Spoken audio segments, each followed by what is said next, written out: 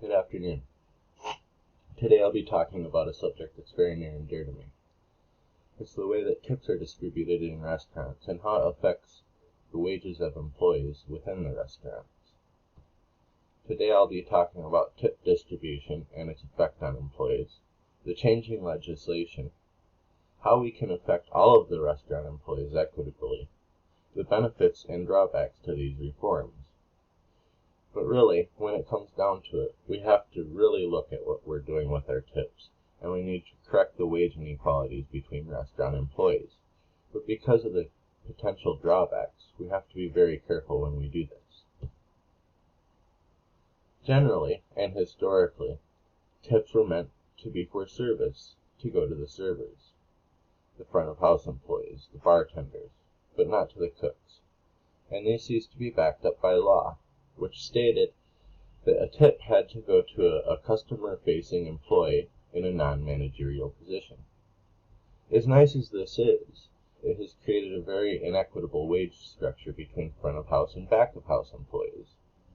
Because of this, the front-of-house employee's salary has far outpaced that of back-of-house, whereas the back-of-house wages is generally somewhere just above minimum wage. The front-of-house employees' wages are more determined by menu prices. Because of inflation growing at a much greater rate than minimum wage, front-of-house employees now make more money, much more money, than back-of-house employees. Whereas a back-of-house employee might make $15 an hour in most places, a front-of-house employee is looking at making at least $20 to $30 an hour. Even some restaurant owners admit that this model doesn't work very well. But even in some states, it's still illegal. Most of the time when you go out to eat, you get yourself a fancy meal. The cooks that cook those meals are very, very skilled, and while they may make you a fancy meal, they can't afford to do that for themselves, even at home. They usually eat things like ramen noodles, hot dogs, and the like. In some states, such as California, servers are now required to be paid full minimum wage. This makes tip pooling possible, because the reason tips were only allowed to go to servers before was because of their sub-minimum wage. They wanted to make sure that the tips would make up for that. Even though this is the case in some states, in many states this is not allowed to happen, and it has to go to employees in a primarily customer-facing, non-managerial role, such as the case in New York. However, if it weren't for the generosity of customers, servers would be in just as rough a shape as cooks. The tipping structure really is arbitrary. What other industry do you know of where someone gets to arbitrarily decide what you make for your service?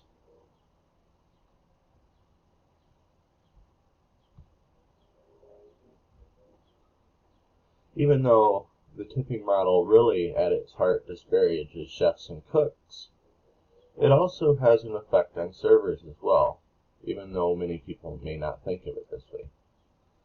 It's pretty routine that if you're a minority server, you're going to make much less than a white server. Even when other minorities are tipping, they generally tip white males more than they tip any other servers. Aside from the discriminatory aspect of this, it also encourages sexual harassment and verbal abuse of these servers. This is because the server has to just take it. If they don't just take it, they don't make any money. If someone slaps the behind of a server, and that server turns around and says, no, odds are, even if they're in the right, they're not going to get tipped for that table. So it does encourage that type of behavior. In fact, tipping began as a way to employ slaves without actually paying them. So at its heart, it's really just kind of an exploitative system. Tip pooling is a good idea, I think. Even though it's more for back of house, it would also encourage equitable tips among front of house employees by making sure that people that are minorities are getting paid the same as anyone who may not be. It's only made possible, however, if we ensure a full and equitable minimum wage for all restaurant employees. As nice as this will be for many people, there will be likely some fallback. Servers will definitely see a wage decrease, and possibly this will lead to some turnover in front of house.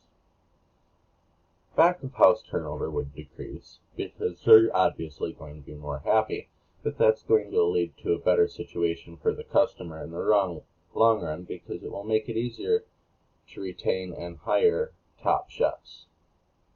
Many restaurant owners know this need to change, and I believe the challenges outweigh the benefits. However, it needs to be done on an industry-wide scale, or the restaurants that are doing this, even though they are more benevolent than the restaurants that are not, will not be on an even playing field with the rest of the restaurant industry. So really, we know there's a disparity. We've got to do something to try to fix it. And the only way to do this is to make sure that everybody is paid fairly in the restaurant. All restaurant employees work very hard to give people a good time and ensure that they don't get something like food poisoning or anything like that. They deserve much better from us. Thank you.